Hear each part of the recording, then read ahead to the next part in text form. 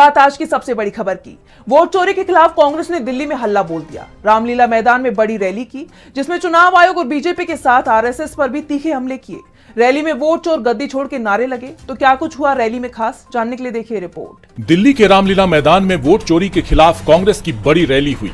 Rally में BJP और चुनाव आयोग के बीच मिलीभगत पर कांग्रेस नेता राहुल गांधी ने तीखा हमला बोला। उन्होंने कहा कि प्रधानमंत्री नरेंद्र मोदी का कॉन्फिडेंस खत्म हो गया है। अमित शाह के हाथ कांपते हैं, वो जानते हैं कि उनकी चोरी पकड़ी गई है। राहुल गांधी ने कहा कि मुख्य चुनाव आयुक्त ज्ञानेश कुमार, सुखबीर सिंह, विवेक जोशी बीजेपी के साथ मिलकर काम कर रहे हैं। पीएम ने इनके लिए कानून बदला है। इलेक्शन कमीशन बीजेपी के सरकार के साथ मिलकर काम कर रहा है और इनको जितनी भी इम्यूनिटी देनी है दे दो।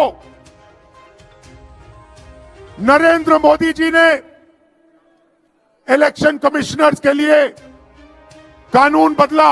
राहुल गांधी ने आरएसएस चीफ मोहन भागवत पर निशाना साधते हुए कहा कि भागवत कहते हैं कि विश्व सत्य को नहीं शक्ति को देखता है। उनके लिए सत्य जरूरी नहीं है, केवल सत्ता से मतलब है। देश में सत्य और असत्य की लड़ाई चल रही है।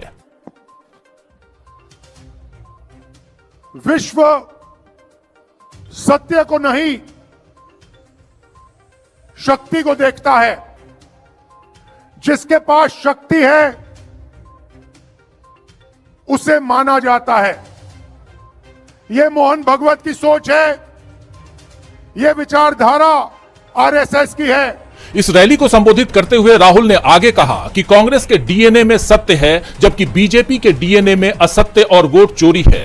वोट चोरी अंबेडकर के संविधान पर हमला है। ये लोग वोट चोरी कर सरकार चलाते हैं। नोटबंदी और जीएसटी से छोटे व्यापारियों की जान ले ली। ये सब कुछ इसलिए हो रहा है क्योंकि वोट चोरी हो रही है। ये लोग वोट चोरी नहीं करते तो 5 मिनट में सरकार से बाहर हो जाते। जबकि इस रैली में कांग्रेस अध्यक्ष मल्लिकार्जुन खड़गे ने कहा कि ये लोग नेहरू और पटेल के बीच दरार पैदा करते हैं। गांधी, नेहरू, अंबेडकर पर हमला बोलते हैं। इन गद्दारों को आपको हटाना होगा। हम सब मिलकर काम करेंगे तो मोदी कहीं नजर नहीं आएंगे। मोदी जीतने के बाद बहुत बड़ा भाषण करते हैं।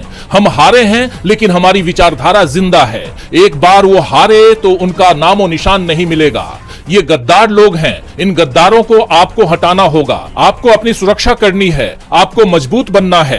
केरल में हमने एनडीए को कुचल दिया है। इस रैली को संबोधित करते हुए प्रियंका गांधी ने कहा कि मैं चुनौती देती हूं, बीजेपी एक बार बैलेट पेपर पर निष्पक्ष चुनाव लड़ ले।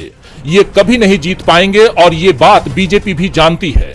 मैं चुनौती देती हूं, एक सही चुनाव लड़ लें, बैलेट पे लड़ लें, तो ये खुद जानते हैं कि कभी नहीं जीत पाएंगे। रैली में उठे सवालों से बीजेपी और चुनाव आयोग में भी बेचैनी दिखाई दे रही है। बीजेपी प्रवक्ता सुधांशु त्रिवेदी ने इस रैली पर क्या कुछ कहा है, जरा सुनिए। का समर्थन करने वाली राम विरोधी कांग्रेस की रामलीला मैदान में हुई कुंठाग्रस्त घुसपैठिया परस्त रैली में आदत से मजबूर होकर और फ्रस्ट्रेशन से भरपूर होकर कुल मिलाकर वोट चोरी को कांग्रेस ने राष्ट्रव्यापी आंदोलन में तब्दील करने की आज शुरुआत कर दी है। प्रियंका ने कहा कि बैलेट पेपर से चुनाव करा के देख लें। बैलेट से चुनाव हो तो क्या नतीजे आएंगे, ये केरल ने भी बता दिया है। हाल ही में केरल में बैलेट पेपर से पंचायत और निकाय चुनाव हुए हैं, जहां कांग्रेस को बड़ी जीत मिली है और बीजेपी को बड़ी हार। लेकिन अब कांग्रेस की जीत विरोधियों को हजम नहीं हो रही है। कांग्रेस कार्यालय पर हमले हो रहे हैं। देखिए रिपोर्ट। केरल में स्थानीय निकाय चुनावों के नतीजों के बाद कांग्रेस में जश्न का माहौल है, तो बीजेपी के लिए ये चुनाव बड़ा झटका साबित हुआ। वहीं वाम दलों के गठबंधन एलडीएफ को भी बड़ी हार मिली है, जिसका असर भी अब दिखाई देने लगा है। नतीजों की घोषणा के बाद अलग अलग पार्टियों के कार्यकर्ता आपस में ही भिड़ गए। उत्तरी जिलों में हिंसक झड़पों की खबर आई है। बताया जा रहा है कि कोझिकोड के एरामला में कांग्रेस कार्यालय इंदिरा गांधी भवन पर माकपा कार्यकर्ताओं ने हमला किया। पुलिस ने बताया कि करीब 200 लोग हथियार लेकर कांग्रेस दफ्तर की ओर बढ़े और इमारत में जमकर तोड़फोड़ की, जिससे लगभग 5 लाख रुपए का नुकसान हुआ। पूर्व प्रधानमंत्री इंदिरा गांधी की प्रतिमा भी क्षतिग्रस्त हुई। वहीं कोझिकोड के मराड इलाके में यूडीएफ की जीत के जुलूस पर पथराव की घटना सामने आई है, जिसमें कई लोग घायल हो गए। इसके अलावा कन्नूर के पनूर में भी सीपीएम कार्यकर्ताओं पर पत्थरबाजी करने और मुस्लिम लीग कार्यालय को निशाना बनाने का आरोप है, जिसके बाद इन इलाकों में भारी तनाव दिखाई दे रहा है। जगह जगह पुलिस बल की तैनाती की गई है। पुलिस ने बताया कि लगभग सभी प्रमुख दलों सीपीएम, बीजेपी और कांग्रेस के कार्यकर्ताओं के खिलाफ मुकदमे दर्ज किए गए हैं। कई आरोपियों को हिरासत में लिया गया है और हालात अब काबू में हैं।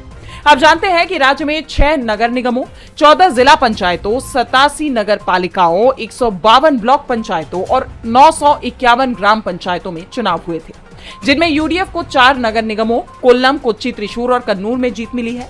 एलडीएफ को महज 1 नगर निगम, 7 जिला पंचायतों, 28 नगर पालिकाओं, 63 ब्लॉक पंचायतों और 340 ग्राम पंचायतों में जीत मिली, जबकि बीजेपी के नेतृत्व वाले एनडीए ने 1 नगर निगम, 2 नगर पालिकाओं और 26 ग्राम पंचायतों में जीत दर्ज की है। ये नतीजे आगामी विधानसभा चुनाव के लिए बेहद अहम माने जा रहे हैं। इसे चुनाव के सेमीफाइनल में पार्टियों का रिपोर्ट कार्ड माना जा रहा है, जिनमें कांग्रेस की गांव-गांव में पकड़ मजबूत होती दिखाई दे रही है, तो वाम दलों का जादू कम होता नजर आया और बीजेपी के खिलाफ लोगों की नाराजगी भी साफ दिखाई दी। ऐसे में राज्य में भड़की ये हिंसा अब इन दलों की बौखलाहट के रूप में देखी जा रही है। कांग्रेस की जीत बीजेपी की टेंशन बढ़ा रही है, तो महाराष्ट्र में एनडीए की टेंशन उसके सहयोगियों ने बढ़ा दी है। एनसीपी नेता अजीत पवार ने बीजेपी के कार्यक्रम से दूरी बना ली है, तो चाचा शरद पवार के साथ रिश्ते सुधारने में जुट गए हैं। महाराष्ट्र की राजनीति में कुछ बड़ा होने के संकेत मिल रहे हैं। हाल ही में अजीत पवार ने नागपुर में आरएसएस के संस्थापक हेडगेवार के स्मारक का दौरा रद्द कर दिया, जिससे राज्य की सियासत में तमाम तरह की चर्चाएं शुरू हो गई। विधानमंडल के शीतकालीन सत्र के दौरान मुख्यमंत्री देवेंद्र फडणवीस, उप मुख्यमंत्री एकनाथ शिंदे और सत्ताधारी गठबंधन के दूसरे नेता जहां हेडगेवार को श्रद्धांजलि के स्मारक पहुंचे, तो वहीं अजीत पवार और उनके एनसीपी के नेता इस कार्यक्रम से दूर रहे। एनसीपी के प्रवक्ता आनंद परांजपे ने पार्टी की स्थिति स्पष्ट करते हुए कहा कि एनसीपी राज्य के विकास के लिए महायुति में शामिल हुई है, लेकिन उनकी विचारधारा शाहू, फुले और अंबेडकर के प्रगतिशील विचारों पर आधारित है। पवार सिद्धांतों पर कायम है। ये रुख दर्शाता है कि गठबंधन में रहने के बावजूद एनसीपी अपनी वैचारिक पहचान को आरएसएस की विचारधारा के साथ घुलने नहीं देना चाहती। हाल ही में शरद पवार की जन्मदिन की पार्टी में अजीत पवार की मौजूदगी ने भी राजनीतिक अटकलों को हवा दे दी थी कि क्या पवार परिवार फिर से एकजुट हो रहा है।